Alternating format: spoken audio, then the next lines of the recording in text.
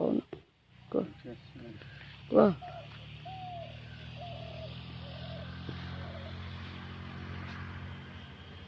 आज जून मास 5 तारिख पवित्र विश्व परिवेश दिवस उपलक्षे मुझे एठारे एक उस्त वृक्ष रोपण करुअछि। भावुची यह समाज पई एक प्रेरणादायक हेबो एवं समस्त को अनुरोध करुछि आपण माने मध्य गोटे गछ लगांतु। आजिकाली जो प्रचंड रौदर ताप हेउछि सेथिपाई समस्त निमंते यह सहायक हो।